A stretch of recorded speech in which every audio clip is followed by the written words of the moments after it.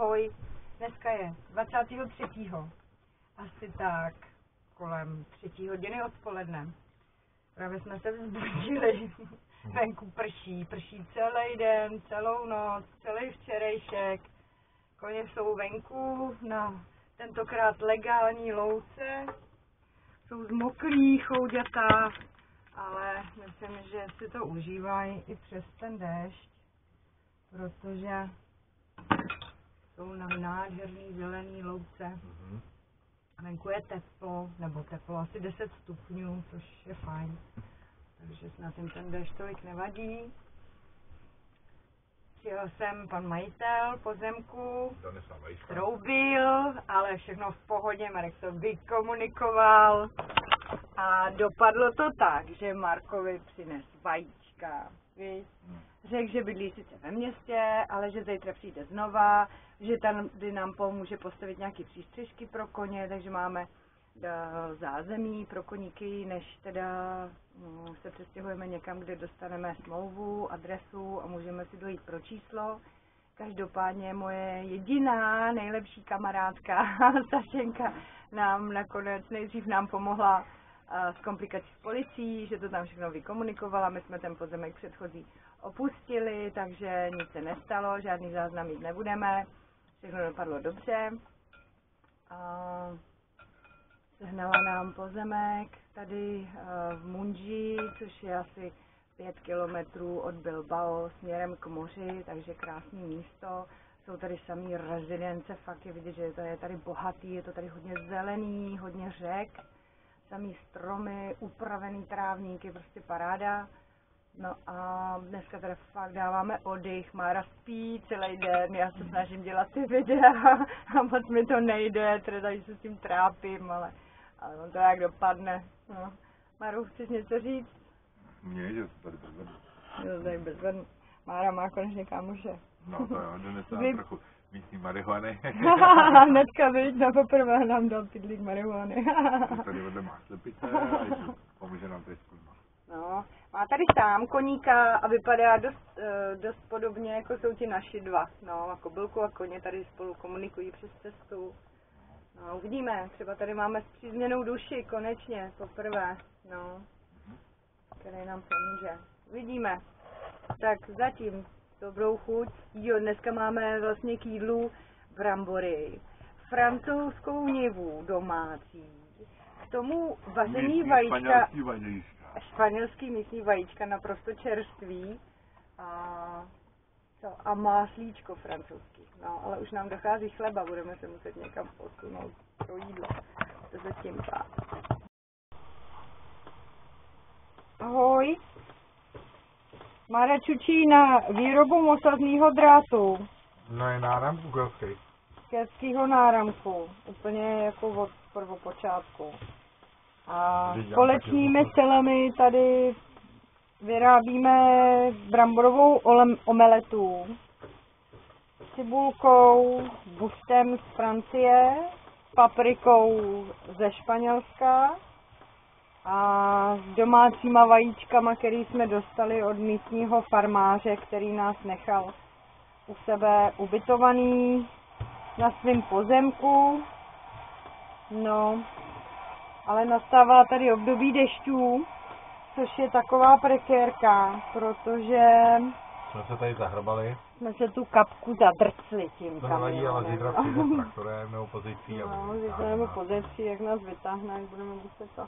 Ale louku mají pěknou, no, je tady tráva zelená, vedle je nějaký koník, tak se byla. Taky nám možná sežené to, viď, motorku na přeměsťování, což bude úplně pecka. No, mají pro nás žlutou 125. No, takže to vypadá, že v pondělí už budeme konečně mobilní malým vozítkem. Přesně.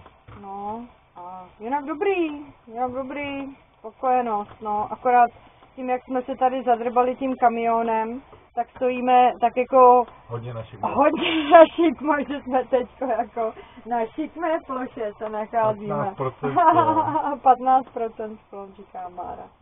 Jo, to je úplně klidně možný. Takže jo, takže se nám daří. Lidičky jsou báječní, mají malou dcerku, asi jsou tak v našem věku, on určitě, viď, v našem věku. No. A dobrý, kamarádi si s náma, ono mluví anglicky, což je fajn, že si rozumíme, ale nefajn, že já teda jako hřeším tou angličtinou, ale potřebovala bych mluvit španělsky, tak vidíme, jak to půjde dál. Každopádně, my teď jdeme baštit, dáme si k tomu kyselý zelíčko od maminky, děkujeme maminko. No, a zase se ozveme. Pa.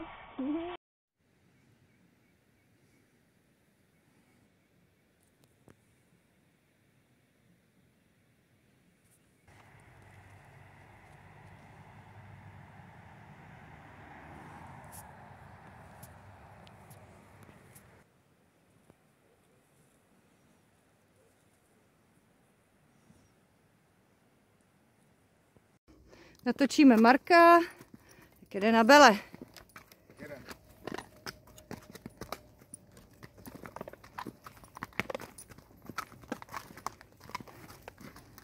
To lepší než chodit pěšky. No to věřím.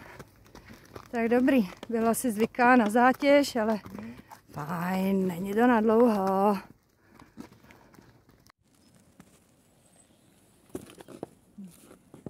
To není úplně tak, jak jsem si to představovala. Stůj! Stůj! Dobrý to bylo. Výborný. No jo. Golinka šikovná, pohodila Marečka. Slunčku.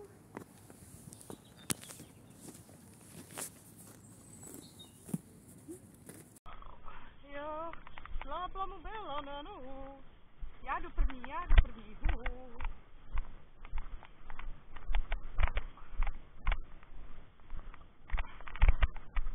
No, tohle není úplně ideální vzít, počkej. Pomaleji. Rudla. Není to úplně ideální.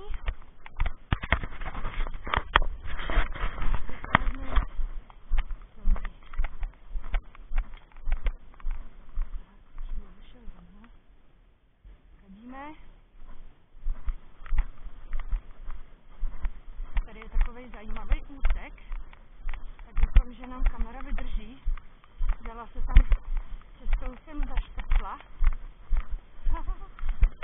Ale dobrý, pomalu.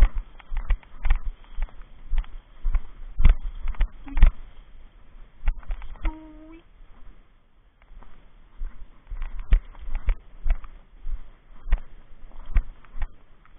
No, to je ona. Zajímavá cesta. Pomalu. Paráda. Ruda. Stůj. Marek s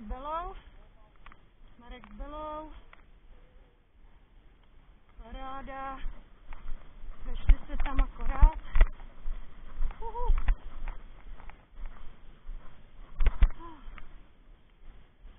Tak jo, dneska jsme tu naposled. Zítra se stěhujeme do Munžije. Na náš nový pozemek, kde budeme minimálně 4 měsíce.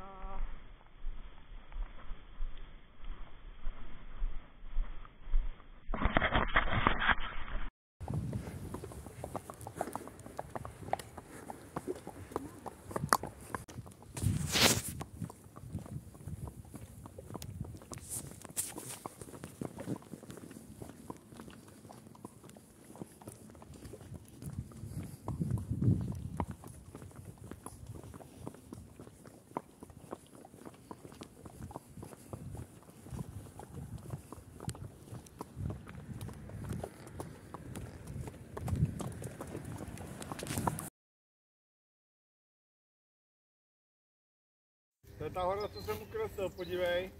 Hola, převádíme koníky pěšky, jsme v polovině cesty, dohromady to bylo asi 10 kilometrů. No, občas to byl adrenalin, když jsme procházeli po hlavní, jezdili auta, tyjo, a teď kolem Osla, kolem koní a tak to bylo docela rodeo. Nejlepší byl osel. Rudolf se k tomu oslovi měl, jakože koník a najednou osel spustil. A on se tak strašně lek, tyjo. Já jsem jí tam musel furt točit dokola. A pak krásný. Do té silnice. Aha, tady už je to trošku horší. Nějaká elektrárna, ale dobrý, jsme v půlce cesty, mašina, pohlavní, super. Koně dobrý, je to čím dál tím lepší, viď? Jo, už cestování. Jo, Mára jel, dneska asi 2 kiláky, viď? No. No jo, no. Podle mýho. Po kamenech moc nechce. No jo, asi zvykne. Má bříško, ale nechce moc drtí. Ten není hodnej. Jseš není hodnej až moc. Kdyby jsi byl takhle hodnej na mě, to by se mi líbilo. A nemůžu říct, ty na mě nejsi zlej. To podívej, jak je šikovná. No, že tím pak.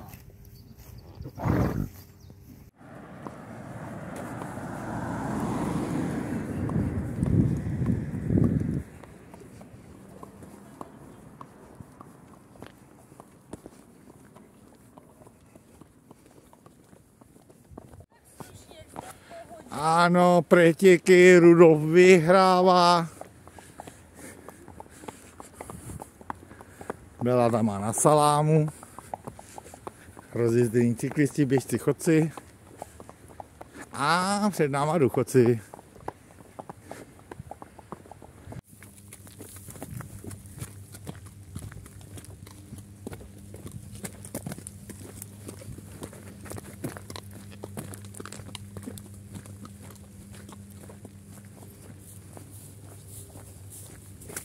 Drsný. To je kontrast.